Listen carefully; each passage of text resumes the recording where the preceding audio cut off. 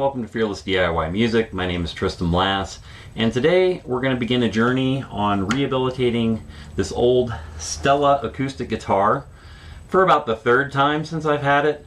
This is a guitar that I purchased from the store that I worked at back in Portland. It had been sitting down in the basement. I bought it for like $15. Just an old beat up Stella. It was in way worse condition than it is right now. Completely unplayable, neck warped. Everything was just completely mangled on it. It is a playable instrument at this point. However, after a couple attempts at trying to get the fretboard to sit level on the top enough so that it can be played all the way up to the upper frets, it's still kind of not quite there. So what I've decided to do is kind of do a complete redo on the fretboard itself. So what I'm going to be doing, it's got the ski slope, which I'll link that video down below on how to fix a ski slope. Well, we're going to do an extreme version of that repair on this guitar.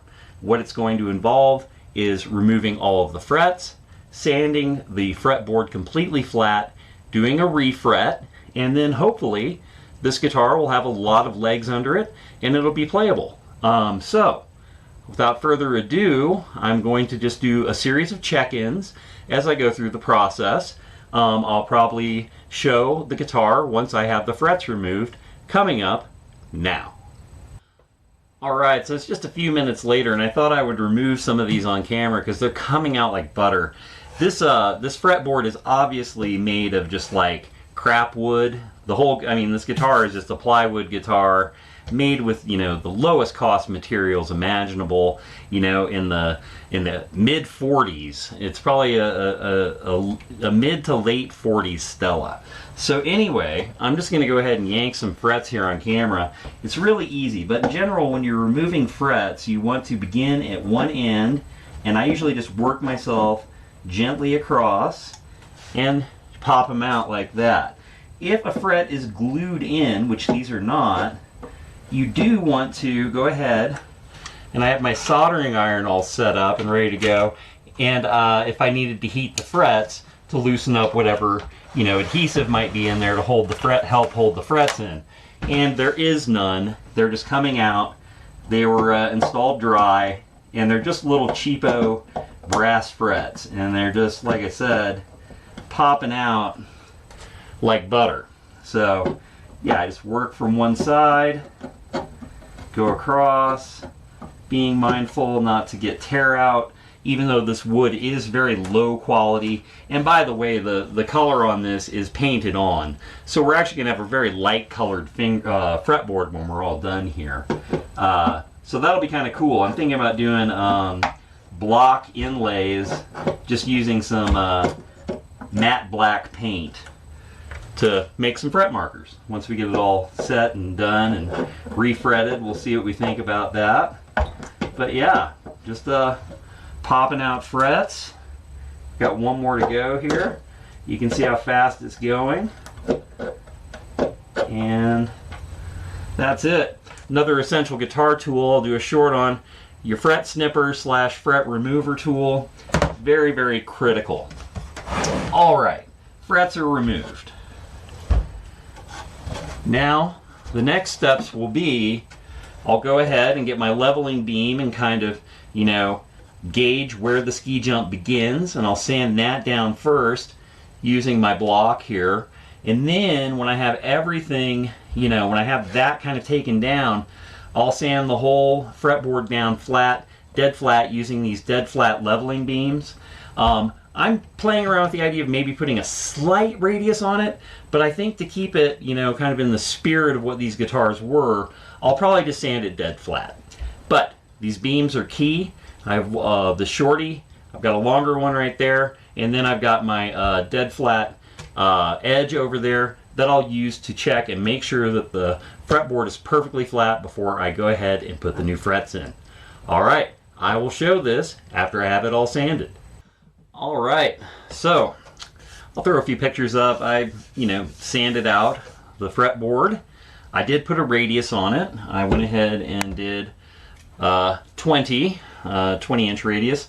So it's very, very flat. but with a little bit of curve. I think that'll add a lot to the playing experience, the comfort in the hand.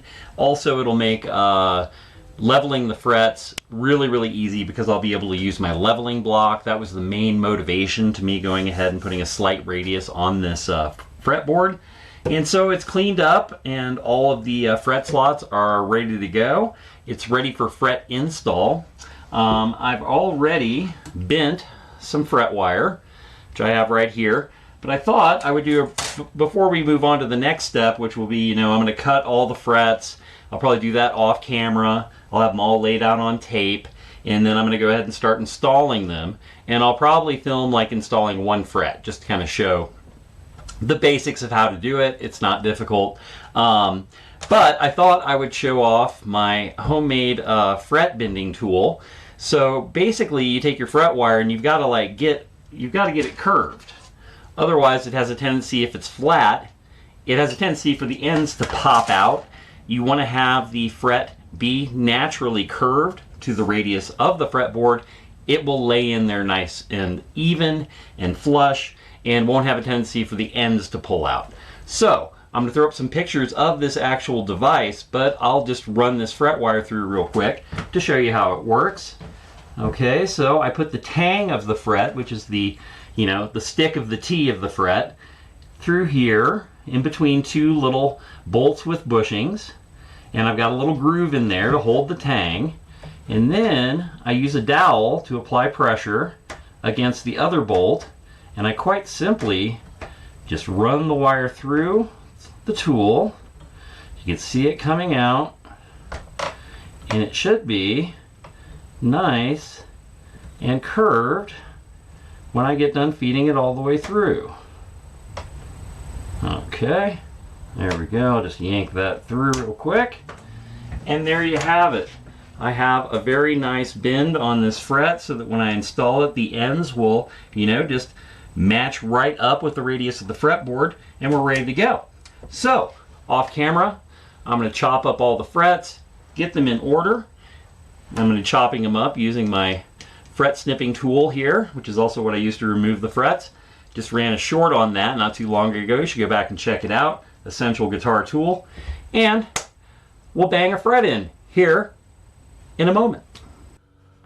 All right, so I have my frets in.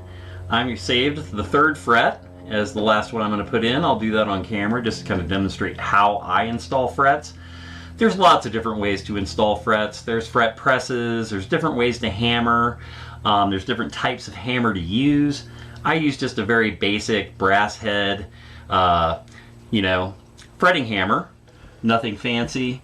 And we'll go ahead, I'm going to pound this fret in real quick, and then I'll advise you on what video to watch next, because after I'm done putting this fret in, we're going to go ahead and bevel the sides of the frets, then we're going to level the frets and go through that whole procedure. I've covered that a number of times on the channel before. I'll have links to those videos below, but right now we've never watched me hammer a fret in. So anyway, I start by tapping in the ends like that, and then I kind of massage my way along the fret and go ahead, and that kind of spreads it out so the teeth really dig in.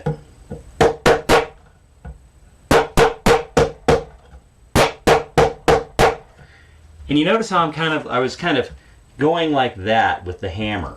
And once you get good at this, and you've done it enough times, you get to the point where you're kind of like almost massaging the fret in. It's not even so much that I'm pounding it, I'm just pressing it in by using the motion of the hammer like that, so that, like I said, I start on either end of the fret. Let's grab some fret wire.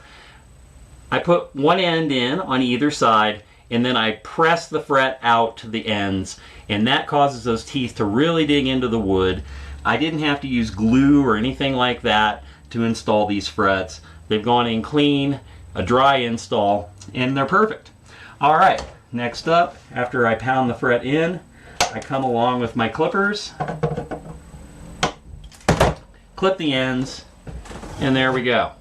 We've got ourselves a fully fretted fretboard, and now I get to go through all those procedures I described at the beginning of this segment.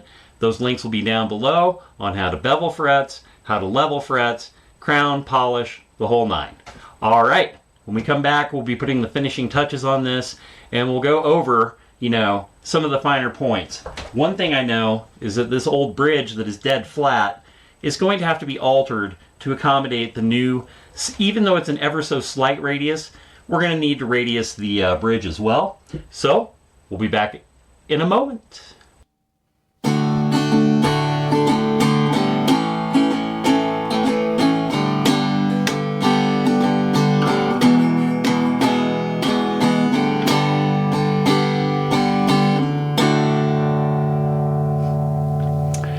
And here is the little Stella. Obviously we did the whole, fretboard, sanded it all out, got it dead flat, put the frets in, did all the leveling, polishing, crowning, and all that good stuff. It plays like a dream. Can play all the way up the neck, no problems. And that makes it a guitar that I'll now pull off the wall and gladly play. And it's just fun, These guitars were made dirt cheap back in the day. This one dates back probably to the late 40s, early 50s. These little Stellas are great. You can still find them for almost no money, especially if they're completely hammered. The great thing about them is that the boxes themselves are built of such thick plywood that rehabilitating one like I did this one is not hard. I mean, the tops don't warp or anything because they're so thick. And that's why, I just went ahead and back in the day, I just drilled holes in the top for the pegs so that, I didn't have to worry about having a tailpiece or any of that kind of stuff. Let's go over a few of the finer things that happened as I finished up the guitar. So we did the fretboard, obviously. I made a new nut for it. It's radiused now. So I put a new nut in to, play well with the radius fretboard. I had to do the same with the bridge. I replaced the bridge with just the top part of an archtop bridge, sanded it down to the proper height. I mean, I'm at below 2 mil on this guitar as far as the action. So the action's almost like an electric guitar. I also put electric guitar strings on it, which I don't think compromise the sound of the guitar. It's not like a tone machine. And I just wanted it to be really playable and fun. So I've got some 11s on here.